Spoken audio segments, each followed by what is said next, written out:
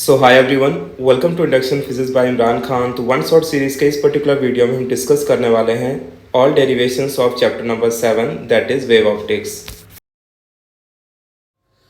तो चलिए देखते हैं reflection of light at a plane surface. तो देखो, reflection of light at a plane surface में हमें क्या करना है। बेसिकली आपने 11th में या मे बी 9th में भी ये चीज़ पढ़ी होगी कि एंगल ऑफ इंसिडेंस जो होता है वो एंगल ऑफ रिफ्लेक्शन के इक्वल होता है, ठीक है, in case of plane reflecting surface. तो यहाँ पे हमें यही प्रूव करना है, लेकिन इसको हमें वेव नेचर के थ्रू एक्सप्लेन करना है, ठीक है। तो एग्ज़ाम में ये 3 मार्क्स के लिए क्वेश्चन पूछा जाता है और आ भी चुका है एग्ज़ाम में, तो आपको ये करना है। बस इसका जो डायग्राम है थोड़ा कॉम्प्लिकेटेड है, तो मैं जिस तरीके से डायग्राम बताऊँ उसी तरीके से आपको डायग्राम बनाना है और समझना है, ठीक है। तो फिर हम आगे पहले डायग्राम बनाएंगे और फिर उसके बाद इसको प्रूव करेंगे कि angle I is equal to angle R, और साथ में हम इसके लॉज भी लिखेंगे, ठीक है। तो जैसे कि आप यहाँ पर देख पा रहे हो, मैंने एक डायग्राम ऑलरेडी बना के रखा हुआ है, लेकिन मैं आपको यहाँ पर सिखाऊंगा पहले कि किस तरीके से इस डायग्राम को ड्रॉ करते हैं, और फिर उसके बाद हम इस डायग्राम में लेबलिंग करके आगे बढ़ेंगे, ठीक है। तो देखो, सबसे पहले आपको क्या करना है, यहाँ पर एक प्लेन रिफ्लेक्टिंग सरफेस लेना है। क्या लेना है? प्लेन रिफ्लेक्टिंग सरफेस, कुछ इस तरीके से। अब आप जानते हो कि प्लेन रिफ्लेक्टिंग सरफेस आपका मिरर हो सकता है, राइट। अब इसमें क्या करना है, सबसे पहले वेवफ्रंट को इंसिडेंट कराना है। कौन सा वेवफ्रंट? प्लेन वेवफ्रंट, ठीक है। तो यहाँ पर हम सबसे पहले प्लेन वेवफ्रंट को कुछ इस तरीके से यहाँ पर हमने क्या किया, इंसिडेंट करा दिया, ठीक है। इसको थोड़ा सा स्लैंट रखना है, ठीक है, ओके। तो ये जो वेवफ्रंट इंसिडेंट हो रहा है इसे मैं क्या बोलूँगा, प्लेन वेवफ्रंट, और इसको नाम दे देता हूँ लेट्स से पी क्यू, ठीक है। अब आप देखोगे कि ये वाली वेव जो है इसने कम डिस्टेंस ट्रैवल किया है, जबकि ये वाली वेव ने ज़्यादा डिस्टेंस ट्रैवल किया है, ठीक है। तो अगर मुझे ये पता करना है कि भाई दोनों वेव ने कहाँ तक सेम डिस्टेंस ट्रैवल किया है, तो मैं इसमें एक परपेंडिकुलर लाइन इस तरीके से ड्रॉ कर देता हूँ। तो अब आपको यहाँ पर क्लियरली समझ में आ रहा होगा कि यहाँ से लेकर यहाँ तक दोनों ने क्या किया है, सेम डिस्टेंस ट्रैवल किया है, ठीक है। तो अब इस पॉइंट को मैं नाम कर देता हूँ, दिस इज पॉइंट ए मान लो, ये पॉइंट हमारा बी है और ये पॉइंट हमारा क्या है, सी है, दिस इज परपेंडिकुलर लाइन, ठीक है। अब आप ये देखोगे कि ये वाली वेव जब बी से सी पॉइंट पे जाएगी तो ये वाली जो वेव है ए से कुछ आगे निकल जाएगी, है कि नहीं, क्योंकि टकराने के बाद ये वेव आगे बढ़ेगी और ये वाली वेव क्या है, बी से सी पॉइंट पे जाएगी।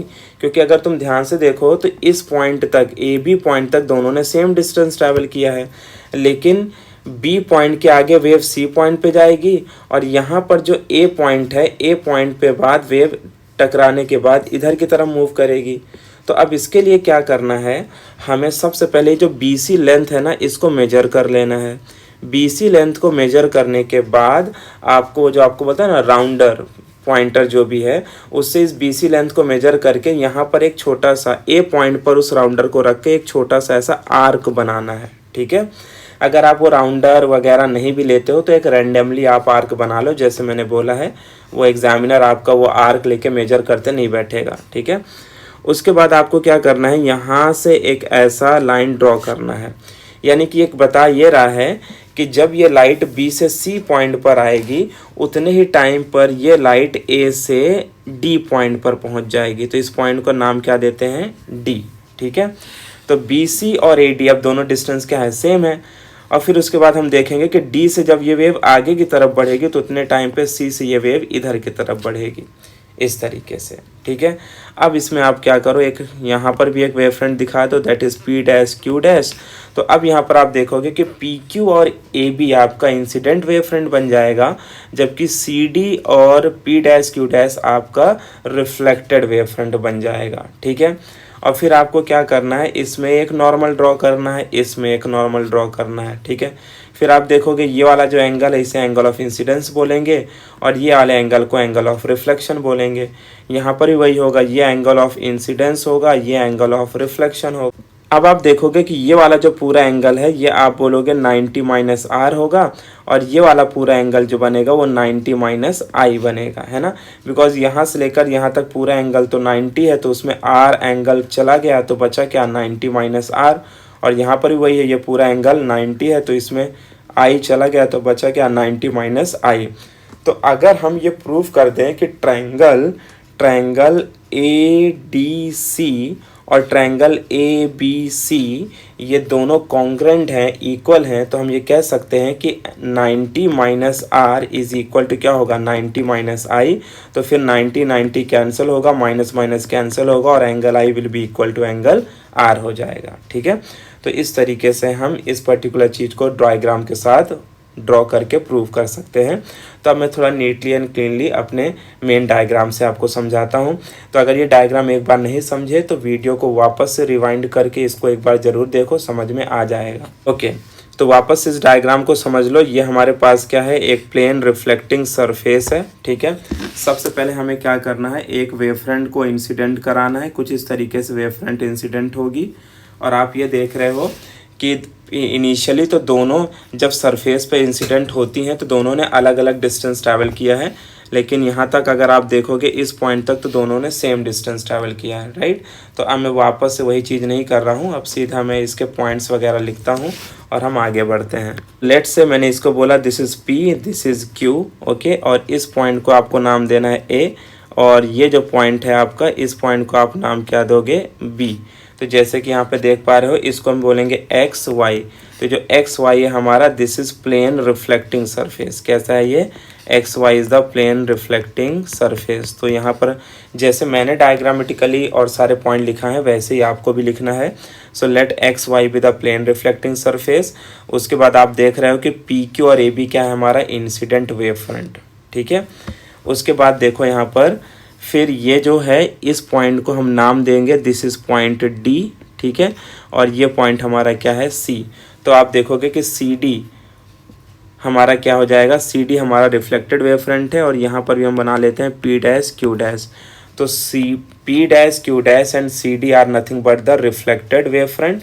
और इसमें हमने यहाँ पर नॉर्मल भी ड्रॉ की है। तो let's say this is M, this is M dash, ये क्या है एन और ये क्या है एन डैश। तो इसे हम यहाँ पर क्या बोलने वाले हैं, दे आर द नॉर्मल्स। ठीक है, तो एंगल की बारी आएगी तो आपको पता है कि इंसिडेंट रे जो नॉर्मल के साथ एंगल बनाता है that is angle of incidence, और जो रिफ्लेक्टेड के साथ बनाएगा that is called angle of reflection. ठीक है, ये ऑलरेडी मैंने बताया ये पूरा एंगल कितना होगा, 90 minus are.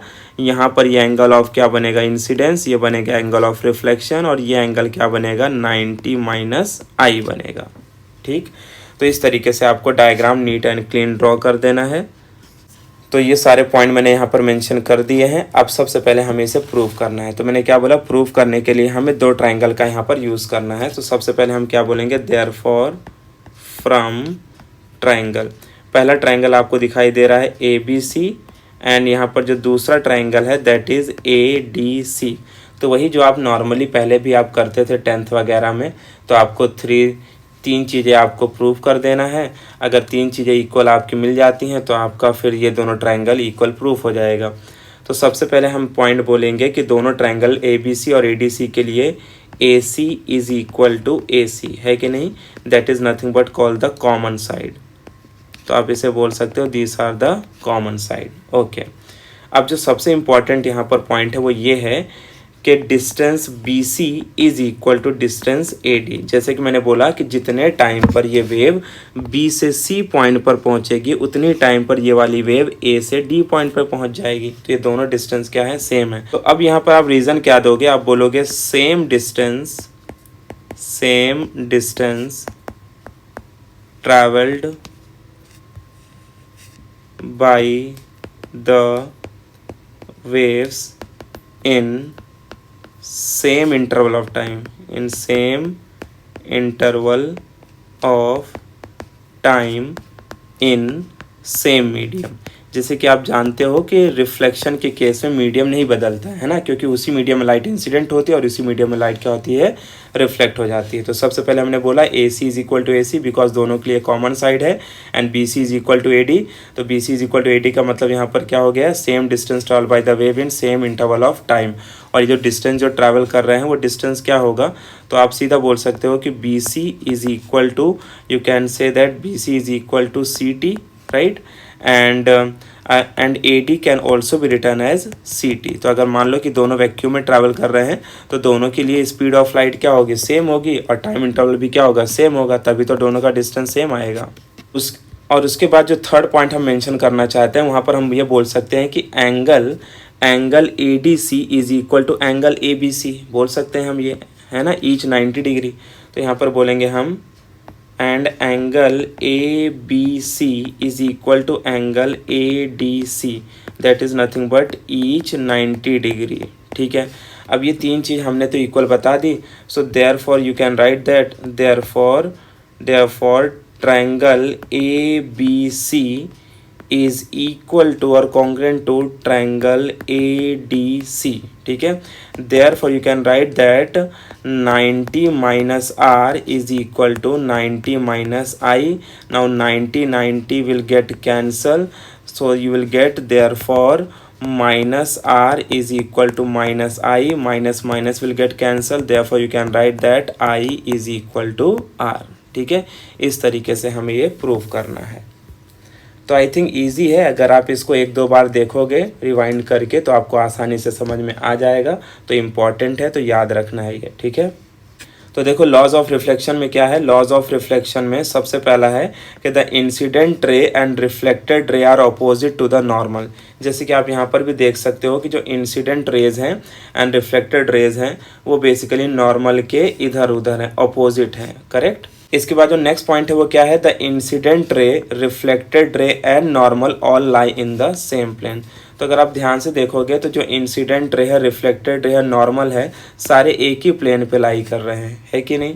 And the last point is that angle of incidence is equal to the angle of reflection. ठीक है, यानी हम ये कह सकते हैं कि angle I is equal to angle R. तो इस तरीके से हमें इस पर्टिकुलर डेरिवेशन को डिराइव करके प्रूव करना है। तो रिफ्लेक्शन के बाद अब हम देखते हैं refraction of light at a plane surface. तो अभी तक हम देख रहे थे reflection of light at a plane surface, जहां पर हमने प्रूव किया कि angle I is equal to angle R होता है। अब हमें यहाँ पर देखना है refraction of light at a plane surface, और यहाँ पर हमें प्रूव करना है कि sine I upon sine are is equal to N, जिसे हम स्नेल्स लॉ भी कहते हैं। अगर आपको याद होगा 10th में स्नेल्स लॉ था, राइट। तो बस वही यहाँ पर हमें प्रूव करना है, बट यहाँ पर वो जो प्रूफ है हमें वो वेव फ्रंट के थ्रू करना है, यानी वेव नेचर के थ्रू। तो देखो इस डायग्राम को भी कैसे ड्रॉ करना है मैं रफली आपको समझा देता हूँ। तो सबसे पहले ये हमारे पास एक रिफ्रैक्टिंग सरफेस है, ठीक है, जहाँ पर लाइट एक मीडियम से दूसरे मीडियम में ट्रैवल कर जाएगी। और सबसे पहले हमें क्या करना है कि इंसिडेंट वेव फ्रंट यहाँ पर इंसिडेंट कराना है। So let's say this is incident wave front, ठीक है। वही कहानी है, इसको हम यहाँ से यहाँ तक लेते हैं and this is called as P Q हमारा क्या है, इंसिडेंट वेव फ्रंट। और अगर आप ध्यान से देखोगे तो ये दोनों यहाँ तक सेम डिस्टेंस ट्रैवल कर रही हैं, राइट। तो ये हमारा हो जाएगा पॉइंट ए और ये हो जाएगा हमारा पॉइंट बी। तो अब मैं बहुत ज़्यादा डिटेल में नहीं जाऊँगा बिकॉज इससे पहले ऑलरेडी हमने सब किया है। तो ये हमारा ए बी और पी क्यू दोनों इंसिडेंट वेव फ्रंट हो गए। अब आप देखोगे कि जितने टाइम पे ये वेव बी से सी पॉइंट पे जाएगी उतनी टाइम पे ये वाली जो वेव है वो ए से कहीं आगे चली जाएगी, है कि नहीं। तो अब देखो आप ये देखोगे कि यहाँ पर सबसे पहले मैं एक नॉर्मल ड्रॉ कर देता हूँ, यहाँ पर एक नॉर्मल ड्रॉ कर देता हूँ। अब हम जानते हैं कि अगर light radial to denser medium जा रही है तो it bends towards the normal. तो वैसे तो इसको ऐसे जाना चाहिए था, लेकिन हम देखेंगे it bends toward the normal और ये इधर की तरफ आ जाएगी। उसी तरीके से यहाँ पर भी होगा, इसको जाना ऐसे चाहिए था but it will bend toward the normal और ये ऐसे जाएगी, ठीक है। बाद में आपको करना क्या है कि ये लेट्स से मैं इसे बोल देता हूँ पॉइंट सी, यहाँ से यहाँ तक का आपको लेंथ मेजर कर लेना है और इस ए पॉइंट पर रख के एक आर्क बनाना है, कुछ इस तरीके का आर्क बनाना है, ठीक है। ये आप नॉर्मली भी बना सकते हो।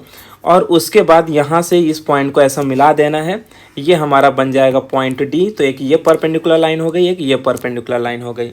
अब अगर आप देखोगे तो आप बोल सकते हो कि बी से सी का जितना डिस्टेंस है उतना ही डिस्टेंस किसका है, ए से डी का। तो कहने का मतलब ये है कि जितने टाइम में वेव ने बी से सी पे डिस्टेंस ट्रैवल किया उतने टाइम पे ये वाली वेव रिफ्रैक्ट होकर ए से डी पे पहुंच गई। तो अब मैं यहाँ पर बोलूँगा कि सी डी जो है वो क्या है, रिफ्रैक्टेड वेव फ्रंट है, ठीक है। तो अब ये जो डायग्राम हमने बनाया है, तो ये मैंने आपको एक रफली डायग्राम बताया। अब हम मेन डायग्राम पे आते हैं और इसी में मैं आपको एंगल शो करके बताता हूँ कि कौन सा एंगल ऑफ इंसिडेंस होगा और कौन सा एंगल ऑफ रिफ्रैक्शन होगा। तो सबसे पहले देखो, इसको मार्क करेंगे पॉइंट पी, इसको मार्क करेंगे point Q. This is set to be point A and this is set to be point B, ठीक है। तो आप यहाँ पर देख पा रहे हो कि जो एक्स वाई है अब हमारे पास, इसे हम बोलते हैं plane refracting surface, not reflecting, ठीक है। इसे यहाँ पर करेक्ट कर लेना, क्या है, रिफ्रैक्टिंग सरफेस। तो वहीं पे अगर मैं बात करूँ पी क्यू और ए बी, तो ये हमारे क्या है, इंसिडेंट वेव फ्रंट है। अब आप ये देखते हो कि जितने टाइम पे ये वाली वेव बी से सी पॉइंट पे जाएगी उतने ही टाइम पे ये वाली वेव रिफ्रैक्ट होके ए से डी पॉइंट पे पहुंच जाएगी, जिसको मैंने बोला था आप इस तरह से आर्क बना देना एंड दिस इज परपेंडिकुलर और ये पॉइंट क्या हो जाएगा, डी हो जाएगा। ठीक है, इस तरीके से। ओके, तो अब ये हमारे पास नॉर्मल है, तो लेट से नॉर्मल एम है, ये एम डैश है, ये नॉर्मल एन है और इसे मैं बोलता हूँ एन डैश बोलता हूँ। ठीक है, अब आप देखोगे ध्यान से सुनो, नॉर्मल के इधर क्या बनेगा, एंगल ऑफ इंसिडेंस और इधर बनेगा एंगल ऑफ रिफ्रैक्शन। करेक्ट, यहाँ पर भी आप क्या बनाओगे, this is angle of incidence and this is angle of refraction. अब बहुत इंपॉर्टेंट पॉइंट मैं बता रहा हूँ, ध्यान से देखना, क्योंकि यहाँ पर बहुत लोग को समझ में नहीं आता है। वैसे ज़्यादा समझने की इस पॉइंट पे ज़रूरत नहीं है, लेकिन फिर भी अगर आप याद रखोगे तो ठीक रहेगा। ये जो एंगल है, इस एंगल को मैं एंगल आई बोलूँगा और ये एंगल को मैं एंगल आर बोलूँगा। अब ये कैसे आता है देखो, तो जैसे कि मैं अगर बोलूँ तो ये टोटल एंगल आपको कितना दिखाई दे रहा है, 90 डिग्री। तो ये वाला एंगल कितना होगा, तो आप बोलोगे सर 90 माइनस आई होगा, है कि नहीं। और अब आप ये वाला पूरा एंगल देखो, तो ये वाला एंगल कितना है, 90 है। तो अब आप बोलोगे कि 90 माइनस 90 और ये माइनस माइनस क्या हो जाएगा, प्लस आई, तो 90 90 कैंसिल, तो ये वाला जो एंगल मिला वो कितना मिला, आई मिल गया। ठीक है, तो ये एंगल शो करने की ज़रूरत नहीं है, जस्ट फॉर योर रेफरेंस मैंने बताया। उसी तरीके से देखो यहाँ पर भी देख सकते हो कि यहाँ से यहाँ तक का टोटल एंगल कितना है, 90, और ये एंगल कितना है, आर। तो ये क्या बनेगा, 90 माइनस आर बनेगा। और अब इसे देखो तो ये भी तो पूरा क्या है, 90 ही है ना। तो मैं आप बोलूँगा 90 माइनस आर, तो it will be 90 minus 90 plus R, 90 90 cancel, क्या बचेगा, आर बचेगा। ठीक है, तो इस तरीके से ये एंगल आपको याद रखना है। इसके बाद आपको क्या करना है कि सिंस हम देख रहे हैं कि लाइट एक मीडियम से दूसरे मीडियम में जा रही है, तो आपको ये मेंशन करना है दिस इज़ मीडियम 1। ठीक है, क्या ये मीडियम 1 है, और इसे हम मीडियम 1 को मान लेते हैं एयर मान लो, इसे नॉर्मली हम रेयरर मीडियम कहते हैं, रेयरर मीडियम। ठीक है, और इसका रिफ्रैक्टिव इंडेक्स मान लेते हैं कितना है, N1 है। ठीक है, वहीं पर ये वाला जो मीडियम है इसे मैं क्या बोलूँगा, मीडियम 2 बोलूँगा। ठीक है, या आप इसी को क्या बोल सकते हो, डेंसर मीडियम कह सकते हो, डेंसर मीडियम। ठीक है, और इसका जो रिफ्रैक्टिव इंडेक्स है इसे मैं क्या बोलूँगा, N2। ठीक, उसी तरीके से अगर हम लेबलिंग करें तो इसको मैं बोलूँगा P डैश और ये क्या हो जाएगा, Q डैश। तो इसे हम बोल देते हैं P डैश, इसे हम बोल देते हैं Q डैश। तो अब आप देख पा रहे हो कि जो CD और P डैश Q डैश है इसे हम क्या बोलेंगे, इसे हम बोलेंगे रिफ्रैक्टेड वेव फ्रंट। वहीं PQ और AB को हम क्या बोलेंगे, इंसिडेंट वेव फ्रंट। ठीक है, angle I is nothing but angle of incidence और एंगल R जो है वो एंगल ऑफ रिफ्रैक्शन है। ठीक है, तो यहाँ पर करेक्शन है, ज़रा करेक्शन कर लेना आप, क्योंकि यहाँ पर रिफ्लेक्शन की कोई बात नहीं होगी, सारी बात रिफ्रैक्शन की होगी। तो हमें प्रूव क्या करना है, हमें अल्टीमेटली यहाँ पर प्रूव करना है कि sine I upon sine are is equal to N होता है। ठीक है, इसी को हम स्नेल्स लॉ भी कहते हैं। तो चलो अब प्रूव करते हैं इसको। तो देखो इसके लिए सबसे पहले आपको क्या करना है, ट्रायंगल यूज़ करना है। जैसे आप देख पा रहे हो यहाँ पे डायग्राम में दो ट्रायंगल, एक ट्रायंगल ABC और एक ट्रायंगल ADC है। तो इन ट्रायंगल का यूज़ करके साइन आई अपॉन साइन आर निकालना है अपने को। ठीक है, सो देयरफॉर हम प्रूव कर रहे हैं, तो from triangle ABC, from triangle ABC अगर मैं आपसे बोलूँ कि भाई साइन आई क्या होगा, तो देखो साइन थीटा आपको पता है अपोजिट अपॉन हाइपोटेन्यूज होता है। तो आप बोलोगे कि BC अपॉन यहाँ पर क्या हो जाएगा, AC। करेक्ट, इसके बाद एंड फ्रॉम दूसरा ट्रायंगल लेना है, and from triangle ADC, in triangle ADC हम क्या आप निकालेंगे, साइन आर निकालेंगे। देखो जरा, तो ट्रायंगल ADC में साइन आर क्या होगा, अपोजिट अपॉन हाइपोटेन्यूज, मतलब AD अपॉन AC। तो यहाँ पर आप लिखोगे AD अपॉन AC लिखोगे। ठीक है, so therefore I can write sine I upon sine r, sine I upon sine r क्या हो जाएगा, ये हो जाएगा BC upon AC upon AD upon AC। अब आप देखोगे कि AC से AC क्या हो जाएगा, कैंसल। सो देयरफॉर यहाँ पर मैं लिख सकता हूँ कि sine I upon sine are is equal to क्या बचा, BC अपॉन AD। अब ये BC क्या है, AD क्या है, तो देखो सिंपल सा मतलब है, BC का यहाँ पर मतलब क्या है, डिस्टेंस ट्रैवल्ड। ठीक है, और यहाँ पर भी डिस्टेंस ट्रैवल्ड है। तो आप देखोगे कि B से C में वो जितना डिस्टेंस ट्रैवल करेगा उतना ही डिस्टेंस वो A से D में ट्रैवल करेगा। ठीक है, और ये डिस्टेंस कितना ट्रैवल करेगा, तो इसका निकालने का फॉर्मूला मैंने ऑलरेडी बताया है। स्पीड का फॉर्मूला क्या होता है, डिस्टेंस अपॉन टाइम। तो डिस्टेंस का फॉर्मूला क्या होगा, स्पीड इनटू टाइम। ठीक है, तो therefore you will write sine I upon sine are is equal to BC को यहाँ पर आप क्या लिखोगे, you will write V1 into t upon V2 into t, क्योंकि दोनों के लिए टाइम इंटरवल सेम है। V1 V2 क्यों लिया? बिकॉज हम ऐसा मान के चल रहे हैं कि मीडियम 1 में उसकी स्पीड ऑफ लाइट क्या है V1 और मीडियम 2 में स्पीड ऑफ लाइट क्या है V2। सो देयरफॉर फर्दर अगर मैं इसे सॉल्व करूँ तो आई कैन राइट के sine I upon sine are is equal to V1 upon V2, क्योंकि टी से टी क्या हो जाएगा? कैंसल हो जाएगा। ठीक है। Now as we know that कि जो रिफ्रैक्टिव इंडेक्स होता है वो क्या होता है? V1 by V2। Refractive index के 3-4 फॉर्मूले हैं। एक तो आप ये जानते हो, refractive index is equal to refractive index of second medium with respect to first medium. एक फॉर्मूला होता है n is equal to C by V। एक फॉर्मूला होता है n is equal to V1 by V2 और एक और formula होता है λ1 बाई λ2। तो फिलहाल हमारे दोनों मीडियम अलग अलग हैं, तो मैं ये वाला फॉर्मूला यूज़ करूँगा। अब आपको कुछ करना नहीं है, सीधा आपको लिखना है sine I upon sine are is equal to n लिख देना है। ठीक है। अब आप यहाँ तक भी प्रूव कर सकते हो, this is called Snell's law लिख सकते हो, this is called Snell's law. क्या लिखना है? This is called Snell's law. और अगर आप चाहो तो ऐसे भी लिख सकते हो, और you can write sine I upon sine are is equal to N2 upon N1। For further मैं इसे सॉल्व करूँ तो मैं लिख सकता हूँ N1 sine i is equal to N2 sine r. ठीक है। तो इस तरीके से हमें इस पर्टिकुलर डेरिवेशन को यहाँ पर डिराइव करना है। तो इस तरीके से हमें यहाँ पर इसका प्रूफ देना है। अब हम इसके लॉज देख लेते हैं, that is laws of refraction. तो देखो लॉज ऑफ रिफ्रैक्शन में कौन कौन से हैं।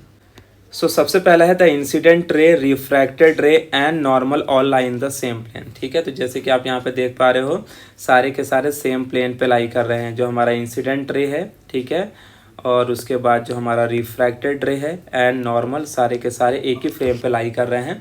तो ये हमारा पहला लॉ हो गया। उसके बाद सेकेंडली क्या बोला है? द इंसिडेंट रे, रिफ्रैक्टेड रे lie on opposite side of the normal. तो ये भी आपको पता है कि दोनों अपोजिट साइड में लाई कर रहे हैं। और लास्ट में क्या है? For a given pair of media, for a given pair of media, media मतलब medium, sine I upon sine are is equal to n। ठीक है। तो लास्ट में ये लिख देना है। तो इस तरीके से हमने रिफ्लेक्शन और रिफ्रैक्शन दोनों कंप्लीट कर लिया। अब हम लाइट की नेक्स्ट प्रॉपर्टीज की तरफ बढ़ेंगे, that is polarization of light. अब नेक्स्ट हम समझेंगे ब्रिस्टोर्स लॉ। ठीक है। तो हम पोलराइजेशन में ही ये पार्ट कवर कर रहे हैं। ठीक है। ये एग्जाम में 3 मार्क्स के लिए पूछता है क्वेश्चन, तो काफ़ी इंपॉर्टेंट है फ्रॉम दिस पोलराइजेशन टॉपिक। तो लेट अस डिस्कस कि ब्रिस्टोर्स लॉ हमें कहता क्या है। सबसे पहले तो स्टेटमेंट हमें यहाँ पर गिवन है कि when ordinary light is incident on the surface of a transparent medium. तो सबसे पहले क्या बोला है कि मान लो मेरे पास ये कोई एक ट्रांसपेरेंट मीडियम है और इसमें कोई ऑर्डिनरी लाइट क्या हो रही है? इंसिडेंट हो रही है। ठीक है। और ये जो लाइट इंसिडेंट हो रही है वो कहाँ इंसिडेंट हो रही है? At polarizing angle. तो आपको जो एंगल ऑफ इंसिडेंस है इसे मैं कुछ टाइम के लिए क्या बोलूँगा? पोलराइजिंग एंगल IP बोल दूंगा। ठीक है। तो आगे क्या बोला है? The refractive index of the medium is equal to the tangent of the polarizing angle. तो उन्होंने बोला कि जब कोई अनपोलराइज लाइट किसी ट्रांसपेरेंट मीडियम में पड़ेगी, यानी कि किस एंगल पे पड़ेगी? पोलराइजिंग एंगल पे पड़ेगी, तो जो उसका रिफ्रैक्टिव इंडेक्स होगा वो किसके इक्वल होगा? tan IP के इक्वल होगा। तो मैं इक्वेशन लिख के आपको बताता हूँ ये। यानी बेसिकली ब्रिस्टोर्स लॉ हमें क्या कहना चाह रहे हैं कि that the refractive index n is equal to tan IP। IP का मतलब क्या है? Polarizing angle. ठीक है। यही तो है, सिंपल सा। ठीक है। स्टेटमेंट को अगर आप ध्यान से रीड करोगे तो आपको यही पता चलेगा, when ordinary light is incident on the surface of a transparent medium at a polarizing angle. क्या बोला है? At a polarizing angle. तो ये जो बेसिकली आपको एंगल दिखाई दे रहा है ना, ये एंगल, इसे मैं क्या बोलूँगा? पोलराइजिंग एंगल IP से डिनोट करता हूँ। इसे बुक में θ1 θ2 से भी डिनोट किया हुआ मिल सकता है। अब आपको पता है कि angle of incidence angle of reflection के बराबर होता है, तो इसे भी मैं क्या बोल सकता हूँ? IP बोल सकता हूँ। वहीं ये वाला जो मेरा एंगल है ये बन जाएगा RP, जिसे मैं एंगल ऑफ रिफ्रैक्शन कहूँगा। ठीक है। तो अब देखो मेरे पास यहाँ पर क्या है? एक अनपोलराइज लाइट है। तो ये बेसिकली एक अनपोलराइज लाइट है। मैंने सिंबल तो बताया कि किस तरीके से बनाना है। So this is basically the unpolarize light. जब ये अनपोलराइज लाइट ट्रांसपेरेंट मीडियम में पड़ेगी तो इसमें हम देखेंगे कि कुछ पार्ट ऑफ लाइट क्या बनेगी? पार्शियली पोलराइज, और कुछ क्या बन जाएगी? Plane polarize. तो ये जो यहाँ पर आप देख रहे हो, these are basically partially polarized light. क्या है? Partially polarized light. और वहीं पे यहाँ पे जो आप देखोगे यहाँ पे अपने को क्या मिलने वाला है, प्लेन पोलराइज लाइट। तो याद रखना है कि this is plane polarized light, ठीक है। और जो हमने लाइट इंसिडेंट कराई है ट्रांसपेरेंट मीडियम में, वो क्या है, अनपोलराइज्ड लाइट। तो थोड़ा सा हैंड राइटिंग मेरी इतनी अच्छी नहीं बन रही है, तो please manage it. Unpolarised light, ठीक है। तो हमें इस पर्टिकुलर बीस्टोस लॉ में करना क्या है, आगे हमें प्रूव करना है कि जो भाई आईपी होता है यानी polarizing angle is equal to tan inverse of refractive index n। Because अगर n जो है वो tan IP के इक्वल होता है तो IP क्या होगा, tan इनवर्स ऑफ n। अब देखो इसको प्रूव करना बहुत सिंपल है। सबसे पहले इसके लिए आपको डायग्राम के थ्रू चलना है और समझना है। अगर आप ध्यान से देखोगे तो ये टोटल एंगल जो है वो 180 डिग्री है कि नहीं, पूरा एंगल कितना है, 180 degree. So we will see that from figure, क्या बोलेंगे, from figure you can say that IP plus 90 degree plus RP is equal to 180 degree, है कि नहीं। ये देखो पूरा एंगल ये है ना, तो ये एंगल यहाँ पर क्या है, 90 डिग्री। तो IP प्लस 90 प्लस RP कितना है, 180 डिग्री, ठीक है। तो देयरफॉर अगर मैं यहाँ से लिखूँ तो मैं लिख सकता हूँ कि भाई IP plus RP is equal to 90 degree हो जाएगा। Done, okay. Now from Snell's law, क्या बोलोगे आप, from Snell's law. Snell's law तो आपको याद होगा, 10th में पढ़ा है आपने। That is N is equal to sine I upon sine R होता है, क्या होता है, sine I upon sine R। तो मैं इसे IP लिख देता हूँ और इसे RP लिख देता हूँ। अच्छा, ये जो इक्वेशन लिखा है अगर मैं इसे फर्दर सॉल्व करूँ तो मैं लिख सकता हूँ RP जो है वो क्या हो जाएगा, 90 माइनस IP हो जाएगा, है कि नहीं। अब आप यहाँ पर वैल्यू रख दो। So therefore you will write N is equal to, ये हो जाएगा साइन IP, क्या होगा, साइन IP, और इसे मैं लिखूँगा साइन, एंड RP की जगह पर मैं लिखूँगा 90 माइनस IP। अब आप ये देखने वाले हो, क्या देखने वाले हो, therefore you will write N is equal to, इसे तो मैं साइन IP ही लिखूँगा, और ये जो साइन, आपने सुना होगा formula, sine 90 minus theta is cos theta, तो ये हो जाएगा कॉस IP, ठीक है। अब आपको पता है साइन अपॉन कॉस क्या होता है, बोलो, साइन अपॉन कॉस होता है tan। तो देयरफॉर n की जो वैल्यू आ जाएगी that will B tan IP, क्या आ जाएगा, tan IP, ठीक है। तो यहाँ तक हमें मिल गया, बस एक स्टेप और आगे आप चले जाओ। So therefore you will write that IP मतलब polarizing angle is equal to tan inverse of refractive index. तो एग्जाम में अगर ब्रिस्टोस लॉ आता है तो आपको यहाँ तक ये प्रूव करना है, आसान है, याद रखना है कि जब कोई ऑर्डिनरी लाइट, यानी कि ऑर्डिनरी लाइट का मतलब यहाँ पर क्या हो गया, अनपोलराइज लाइट किसी ट्रांसपेरेंट मीडियम में पड़ती है तो उसका जो रिफ्रैक्टिव इंडेक्स है वो टेंजेंट के इक्वल होता है, tangent of the polarizing angle, ठीक है। And from this diagram we can prove like this. यहाँ पर हम देखने वाले हैं analytical treatment of band theory. क्या है analytical treatment of band theory, जिसको दूसरे नाम से भी एग्जाम में पूछा जा सकता है, geometry of double slit experiment, ठीक है। यानी यहाँ पर अभी देखो, अभी तो हमने सिर्फ कंडीशन देखी ना कि कब ब्राइट बनेगा, कब डार्क बनेगा, यानी कब कंस्ट्रक्टिव होगा, कब डिस्ट्रक्टिव इंटरफेरेंस होगा। लेकिन अब हमें ये जानना है कि भाई जो पाथ डिफरेंस आ रहा है, ठीक है, वो पाथ डिफरेंस का फॉर्मूला क्या होगा, ठीक है। बिकॉज पाथ डिफरेंस के फॉर्मूले से ही तो हम पता कर पाएंगे ना कि कितना पाथ डिफरेंस है दो रास्ते के बीच में, ठीक है। और साथ ही साथ में फिर हमें ये देखना पड़ेगा कि सेंटर से, जैसे आप डायग्राम देख रहे हो कि सेंटर से जो P पॉइंट पर पहला ब्राइट बनेगा या डार्क बनेगा वो कितने डिस्टेंस पर बनेगा, ये भी हमें जानना है। तो अब यानी हमें फॉर्मूला डिराइव करने हैं कुछ। तो देखो सबसे पहले तो इस डायग्राम को कंप्लीट करना है, तो इसे आप क्या बोलोगे, स्लिट बोलोगे, इसे आप क्या बोलोगे, स्क्रीन बोलोगे, ठीक है। ये आपका क्या हो जाएगा, सोर्स S1 हो जाएगा, और ये आपका क्या बनेगा, सोर्स S2 हो जाएगा। रियलिटी में ये दोनों सोर्स आपस में बहुत पास में होते हैं, बहुत पास मतलब बहुत पास, that is less than 1 millimetre का डिस्टेंस होता है इन दोनों के बीच में। और ये होल बहुत शार्प होते हैं, जस्ट लाइक के पेपर में अगर आप ब्लेड मार दो तो इतने शार्प ये होते हैं, ठीक है, और आपस में बहुत पास में होते हैं। अदरवाइज़ अगर दूर दूर रखेंगे तो फिर हमें प्रॉपर इंटरफेरेंस देखने को नहीं मिलेगा। अच्छा, ये दो सोर्स के बीच का जो सेपरेशन डिस्टेंस है, इस सेपरेशन डिस्टेंस को हम स्मॉल d से डिनोट करते हैं, ठीक है। लेट से ये हमारा सेंटर पॉइंट है जिसे मैं मार्क कर देता हूँ, दिस इज़ पॉइंट O। ये पॉइंट क्या है, O है, ठीक है, ओके। और लेट से ये हमारा पॉइंट यहाँ पर क्या है, पी पॉइंट है, और यहाँ से लेकर यहाँ तक ये वेव डिस्टेंस ट्रैवल करेगी लेट से दिस, और ये इस तरीके से। तो जो डायग्राम हमने अभी बनाया था वही सेम डायग्राम यहाँ पे बनाना है, ठीक है। और ये लाइन को ऐसा पैरेलल इसके कर दो और ये लाइन को इसके पैरेलल कर दो, ठीक है। तो आप देखोगे कि ये वाला जो डिस्टेंस है, अभी से आप क्या बोलोगे, d/2, ठीक है। उसी तरीके से ये वाला डिस्टेंस वापस से क्या कहलाएगा, d/2, ठीक है। सेंटर ब्राइट से पी पॉइंट तक का जो डिस्टेंस है उसे हम यहाँ पर क्या बोलते हैं, y बोलेंगे, ठीक है। क्या बोलेंगे, y। यहाँ पर हमें कुछ और नेम देने हैं, तो मैं यहाँ पर बोल देता हूँ, let's say this is m1 and this is m2, ठीक है। इसके बाद देखो स्लिट और स्क्रीन के बीच के डिस्टेंस को हम क्या बोलते हैं, कैपिटल D बोलते हैं। तो कैपिटल D का मतलब यहाँ पर क्या है, capital D is the distance between the slit and the screen, ठीक है। ये वेव कुछ इस तरीके से ऐसे जा रही है, यहाँ पर हम बेसिकली एक परपेंडिकुलर ड्रॉप करेंगे, so this will become the path difference line, ठीक है। तो ये हमारा क्या हो गया, पाथ डिफरेंस हो गया, जिसका फॉर्मूला हमें यहाँ पर डिराइव करना है।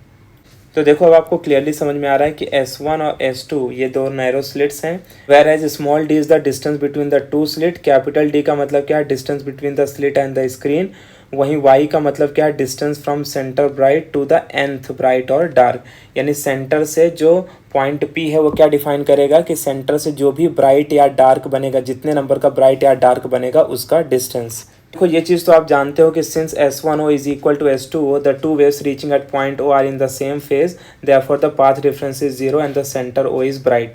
तो ये मैंने ऑलरेडी एक्सप्लेन कर दिया था, ठीक है, इससे पहले वाले में, तो इतना तो आप समझ गए होंगे, ठीक है। अच्छा, हमें यहाँ पर करना क्या है, जैसे कि मैंने बोला हमें पाथ डिफरेंस का फॉर्मूला ढूंढना है। लेट से मैं उस पाथ डिफरेंस को डेल्टा एल से डिनोट करता हूँ, पाथ डिफरेंस। तो path difference is equal to delta L, और इसका फॉर्मूला जो हमें मिलेगा that is pi d upon capital D, ठीक है। तो ये पाथ डिफरेंस का फॉर्मूला है जो हमें डिराइव करना है, और इस फॉर्मूले के बेसिस पर हम कंडीशन अप्लाई करेंगे कंस्ट्रक्टिव डिस्ट्रक्टिव की, और उसका फॉर्मूला डिराइव करेंगे। सो अब देखो पाथ डिफरेंस के लिए मुझे क्या करना पड़ेगा, therefore to find path difference, therefore to find path difference, path difference यहाँ पर क्या है, S2P माइनस S1P है कि नहीं। यहाँ पे देख पा रहे हो आप कि ये बेसिकली क्या है, S2P है पूरा, और ये क्या हमारा S1P है। तो अगर मैं S2P को S1P से माइनस करूँगा तो मुझे ये निकल के मिलेगा, ठीक है। और इसी को मैं पाथ डिफरेंस कहता हूँ। इसका जो फॉर्मूला हमें यहाँ पर डिराइव करना है, जिसका आंसर क्या मिलेगा, YD अपॉन कैपिटल D। तो देखो अब ये S2P minus S1P path difference निकालने के लिए हमें यहाँ पर दो ट्रायंगल का यूज़ करना है, ठीक है। कौन कौन से ट्रायंगल, देखो एक तो आपको दिख रहा है S1M1P, क्या दिख रहा है, S1M1P। एक तो हमारा ये ट्रायंगल हो गया S1M1P, ठीक है, ये एक ट्रायंगल। और दूसरा ट्रायंगल जो हमें वो यूज़ करना है वो ये है S2PM2S2, ठीक है। ये दो ट्रायंगल का यूज़ करके हम पाथ डिफरेंस निकाल पाएंगे।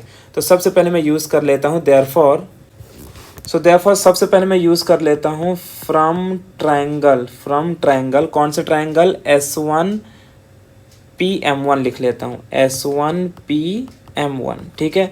अच्छा, S1PM1 में अगर आप पाइथागोरस थ्योरम अप्लाई करोगे, ध्यान से देख लो, S1PM1, ठीक है, इस पर अगर हम पाइथागोरस थ्योरम अप्लाई करें तो हम क्या कह सकते हैं कि भाई S1P the whole square is equal to, S1P the whole square will be equal to, आप बोलोगे क्या, यहाँ पर आ जाएगा S1M1 द होल स्क्वायर। तो यहाँ पर मैं लिखता हूँ S1M1 the whole square plus PM1 the whole square, है कि नहीं, plus PM1 the whole square.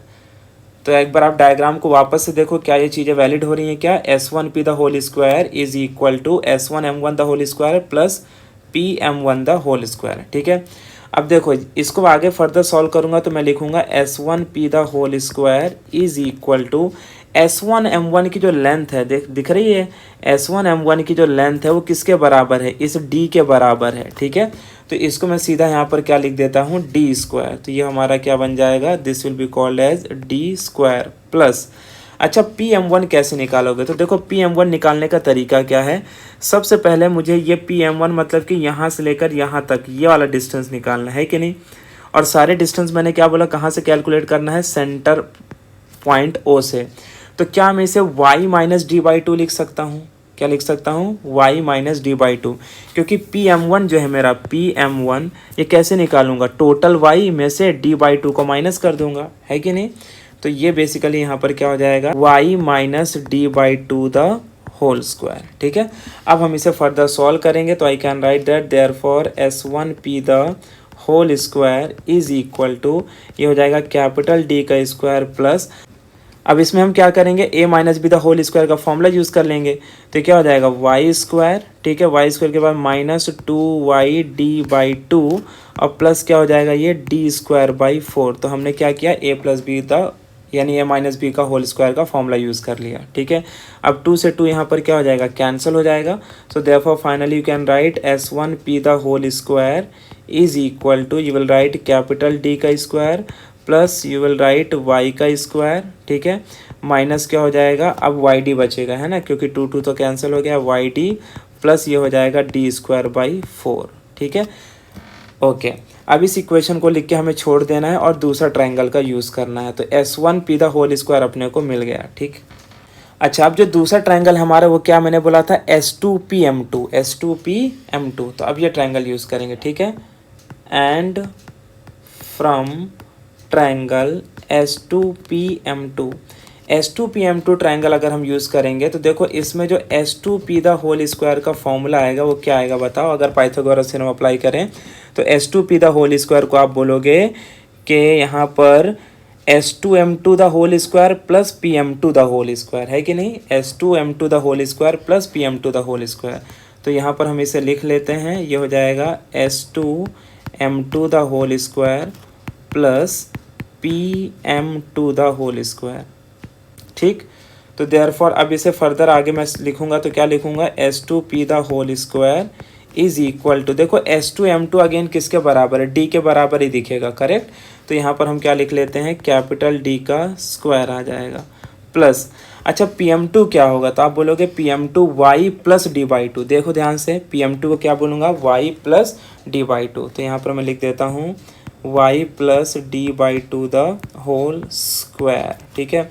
So therefore finally मैं यहाँ पर क्या लिख सकता हूँ? Therefore S2p the whole square will be equal to, ये हो जाएगा कैपिटल D का square plus a plus b the whole square मतलब y स्क्वायर प्लस ये हो जाएगा 2yd बाई टू और प्लस यहाँ पर क्या हो जाएगा? d स्क्वायर बाई फोर हो जाएगा। अगेन 2 से 2 कैंसिल हो जाएगा।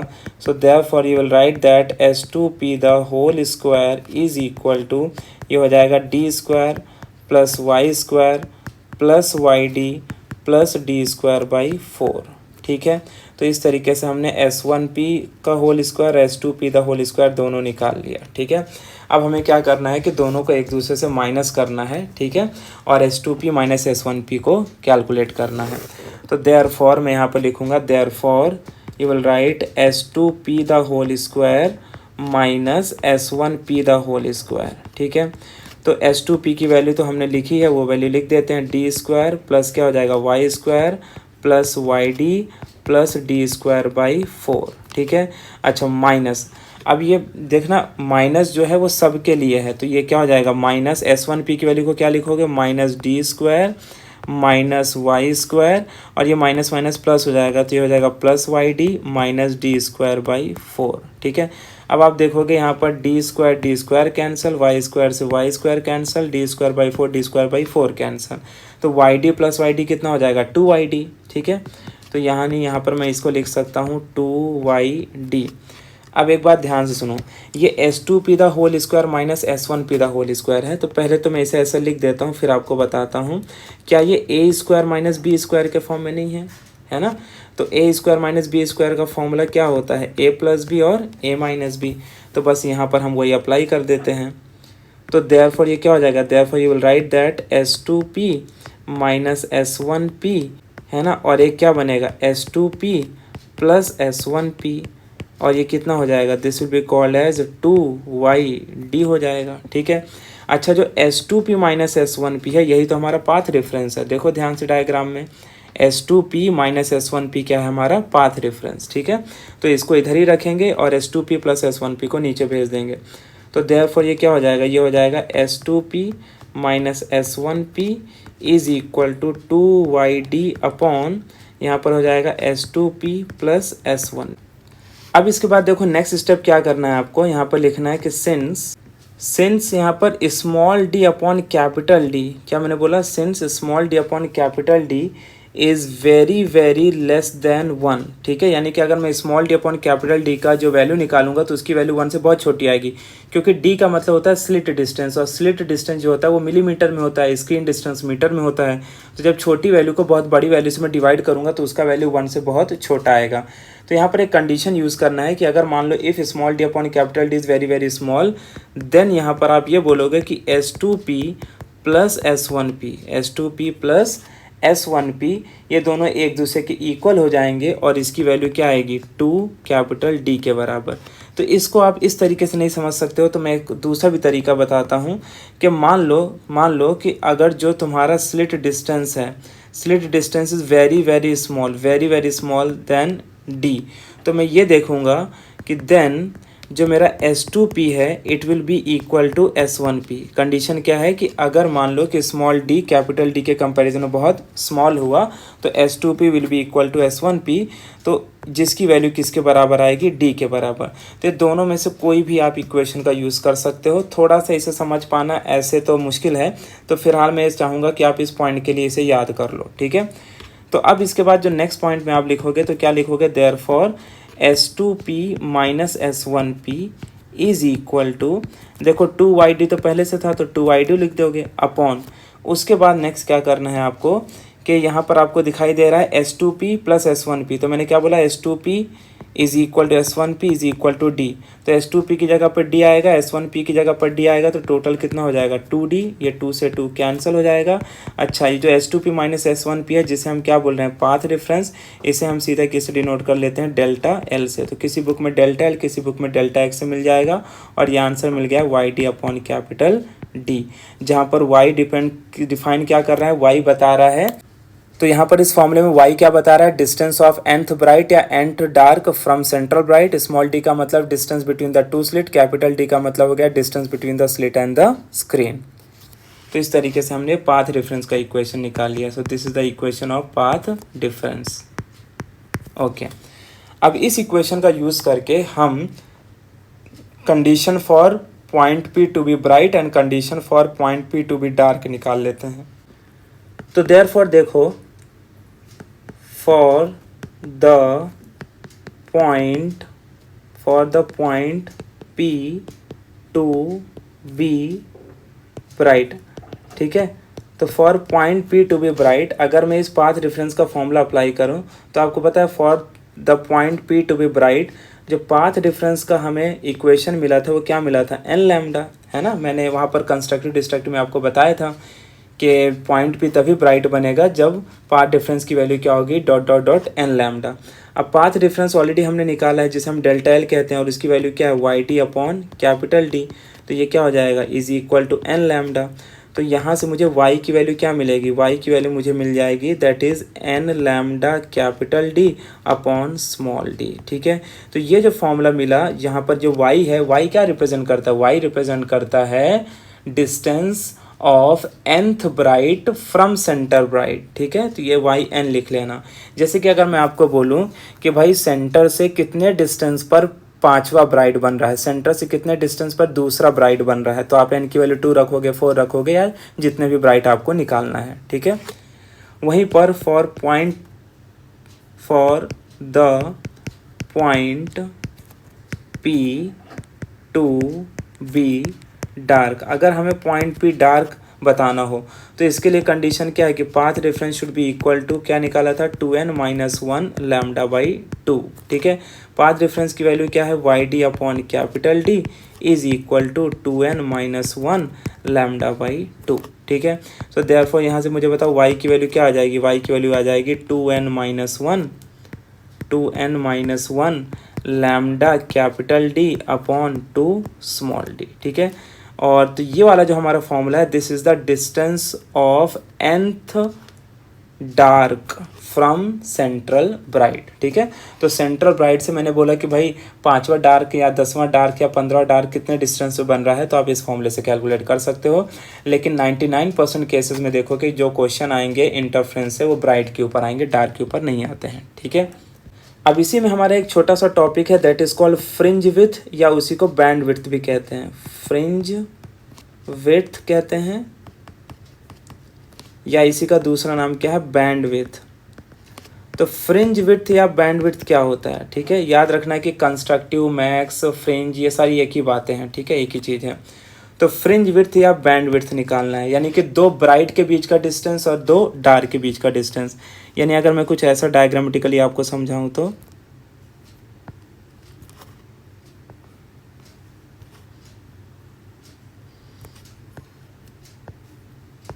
तो लेट्स से कि ये है हमारा डार्क। ठीक है, ये क्या बनेगा, नेक्स्ट इज ब्राइट, फिर ये वापस से क्या है, डार्क है। ठीक है, तो हमें बताना है कि दो डार्क के बीच का डिस्टेंस क्या होगा और दो ब्राइट के बीच का डिस्टेंस क्या होगा, इसी को हम क्या कहते हैं, फ्रिंज विड्थ कहते हैं, या इसी को हम बैंड विड्थ कहते हैं। ठीक है, तो अगर मैं इसका डेफिनेशन आपको लिखाऊं तो डेफिनेशन आप क्या लिखोगे, आप you can right the definition, that is the distance between two bright and dark fringes. The distance between two bright and dark fringes। ठीक है, the distance between two bright and dark fringes is called इसे आप fringe width कह सकते हो या तो band width कह सकते हो। ठीक है, अच्छा इसको निकालते कैसे हैं देख लो।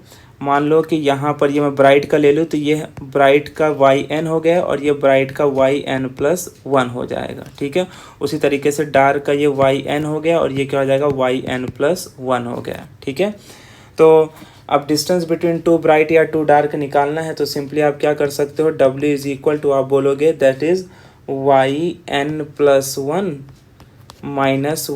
-yn। ठीक है, और इसकी वैल्यू आप रख सकते हो, तो yn+1 -1 करोगे तो आंसर आपको क्या मिलेगा, y1 मिलेगा। y1 का मतलब y हो गया। therefore you can write w is equal to y की वैल्यू तो तुम्हें पता है, y की वैल्यू क्या होती है, y की वैल्यू होती है, so therefore you will write w is equal to, देखो y की वैल्यू क्या होती है, y की वैल्यू होती है lambda d by small D, तो बस यहाँ पे लिख दो lambda d by small D.